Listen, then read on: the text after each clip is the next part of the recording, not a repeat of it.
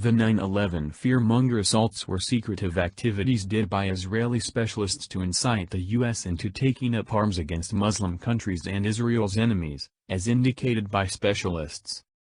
Kevin Barrett, creator and 9/11 scientist from Madison, Wisconsin says, "This was a false banner activity. Components of the U.S. government ensured it, and the group that did it was fundamentally comprising of operators of Israel." He included that Saudi Arabia and Iran had nothing to do with it and that the Saudis were utilized to set up the robber patsies.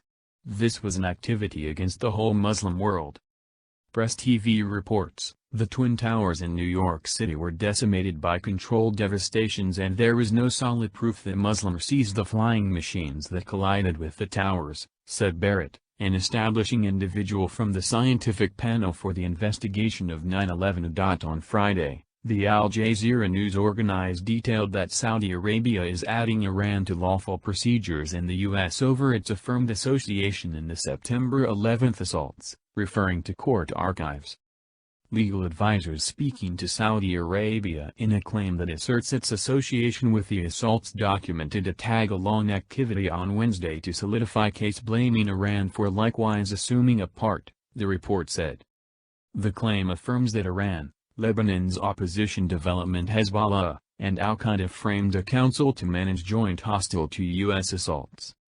The September 11, 2001 assaults, otherwise called the 9/11 assaults, were a progression of strikes in the U.S. which murdered almost 3,000 individuals and caused about $10 billion worth of property and foundation harm.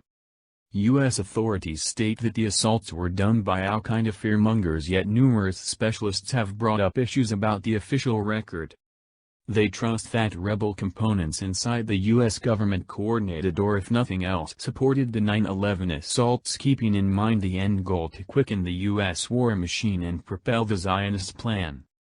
James Henry Fetzer, a teacher at the University of Minnesota who has likewise led broad research on September 11, says the assaults were faked in different ways and the claimed ruffians later turned out alive after the assaults.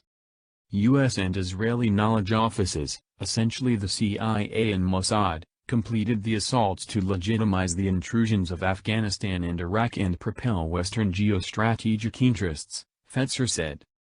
In addition, architects and engineers for 9/11 Truth, 1A, U.S. Non-Benefits Association of Planners and Designers, likewise questioned the aftereffects of authority examinations concerning the September 11 assaults, including those by the 9/11 Commission report.